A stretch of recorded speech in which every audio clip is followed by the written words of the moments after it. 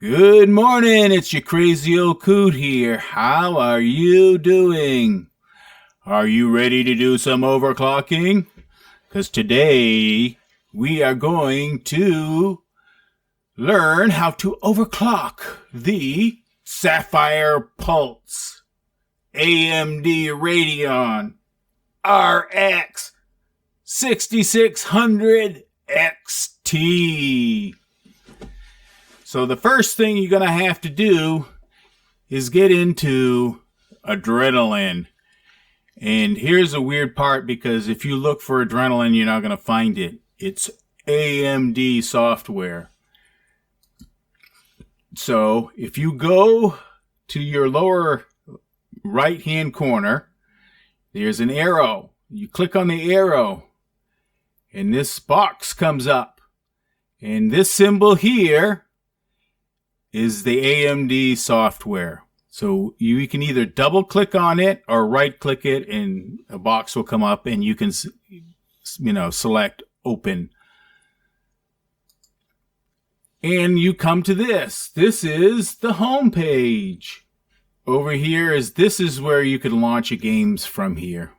But the important part is you go up here, you got home, gaming, record and stream, and performance. Now, I'm using this record and stream function to do this video. And now you've got performance. So if you click on performance, it will take you to the performance page. And it comes up with this. This is metrics. So if you want to look at your metrics, this is the page you want to do it. But we're not interested in metrics. We're interested in tuning. So we click the tuning, and you get this nice stuff here. So this is the default, which is what your screen will look like. So to get from the default, we go all the way over here to custom. So you click the custom, and you come up with this page. So the first thing we're going to do is bump up the fans a little bit. So fan tuning, disabled, enabled. And then you go to advanced control, disabled, enabled. And this is the default. Now, since we're overclocking and we want to keep our unit as cool as we can without, going crazy, I bring this up to there, bring this up here, and then bring this up to there. No, that's not how you go. That goes there.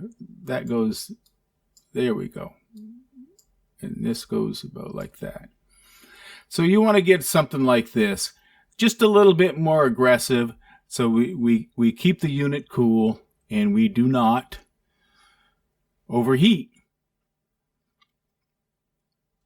Next thing we want to do is power tuning.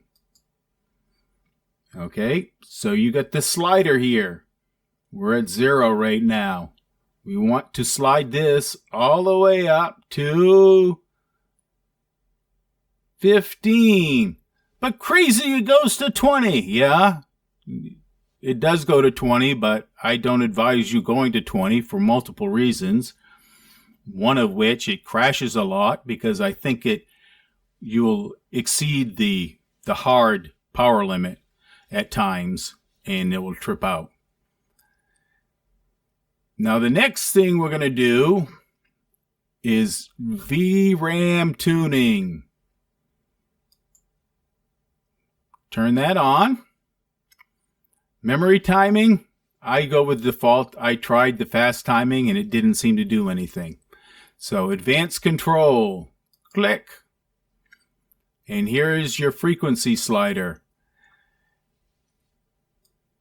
From what I've been reading and seeing online, you can pretty much expect to get to 300. Okay, so start at 300.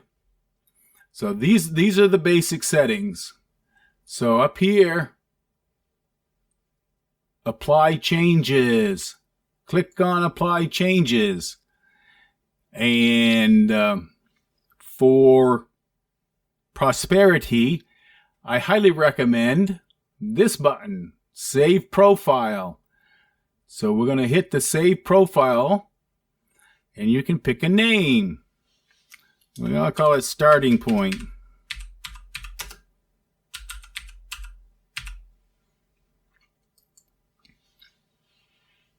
This right here does a lot.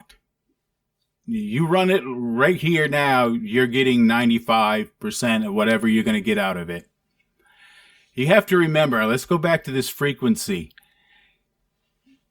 This card has only 128-bit bus.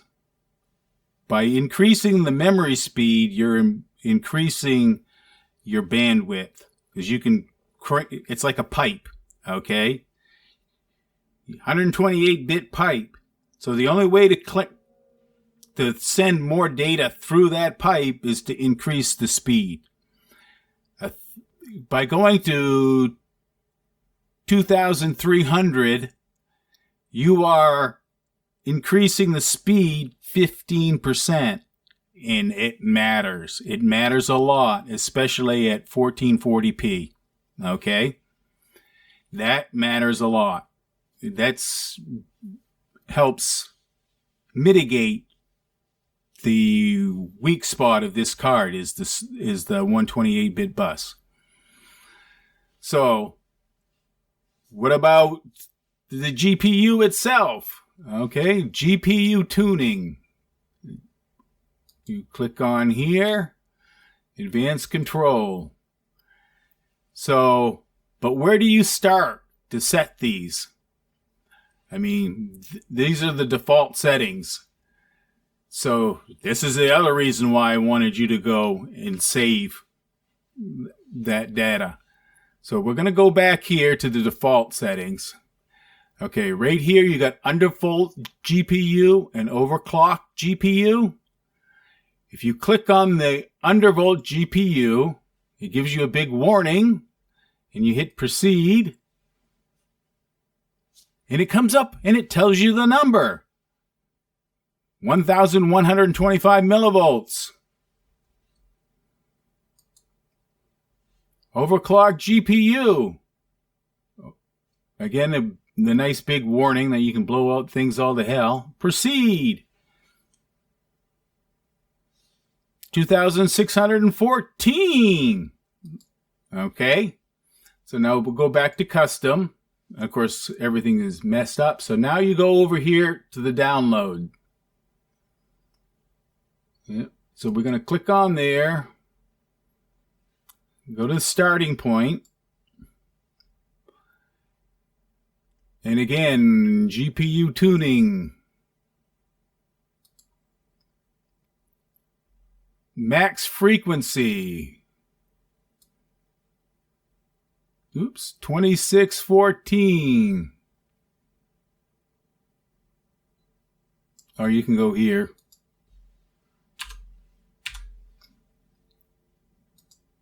In 1125. Apply changes. Save.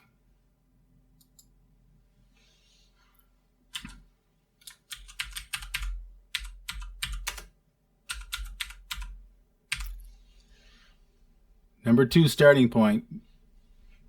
And there you have it. Okay. You say, whoa, that seems awful simple. Yeah, it does. But, so let's test this. Here's a nice little feature. It's not written in stone, but it's a good starting point to see if your system is going to work. Stress test. So we go up here and click on the stress test. Another warning. Start testing. And it's doing its little thing. But here you get to see how fast the GPU clock speed is going to be, how much power consumption, and the junction temperature. The junction temperature is pretty important. You want it. They say you want to keep it under 90, and I like to keep it under 80. So let's see what we're going to get. It takes a minute to do this. There's your current temperature, but this is really the important one.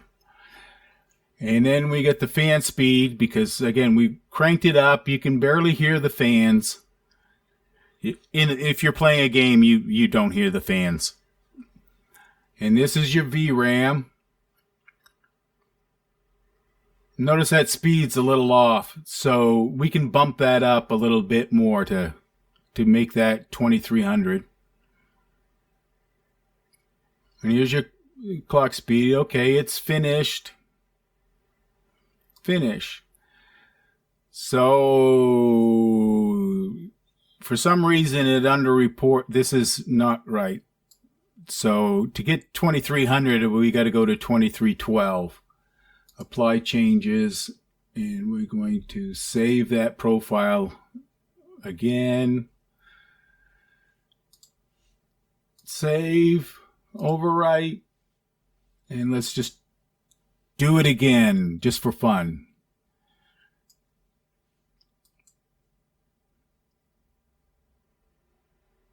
And so we're clocking here at 2545.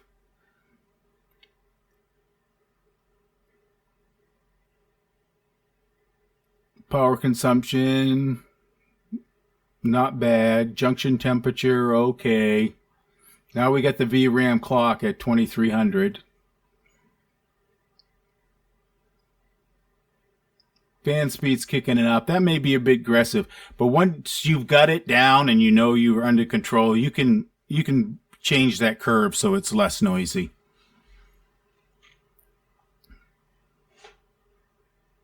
So this was a lot easier. Of course, I had to learn the hard way. I did it the old-fashioned way of, moving the sliders and trying to see how far I could push it. But in reality, you do this, you're going to get 98, 99% of whatever you're going to get out of this thing, especially at 1440p. So that works. So let's try something that's a little bit more difficult. So we'll zip here and go here. What I found for testing purposes, Zero Dawn Horizon and Time Spy are the two that will kick your butt most of the time and cause crash, will crash your system if you haven't got it set up good. Time Spy! Run! Run, Time Spy, run! So here we are running Time Spy. And it's going to crank here. One of the most places where it would crash, and I have no idea, is right about now when she turns the device on. That I was stuck there for quite a while till I figured out what was going on. As for the voltage isn't as sensitive, or your GPU voltage going down 25 millivolts to 30 millivolts is about all you're going to do to get any decent performance increase. This test usually went, I had a few crash right at the end of this test, but most of the time this graphics test 2 ran pretty well.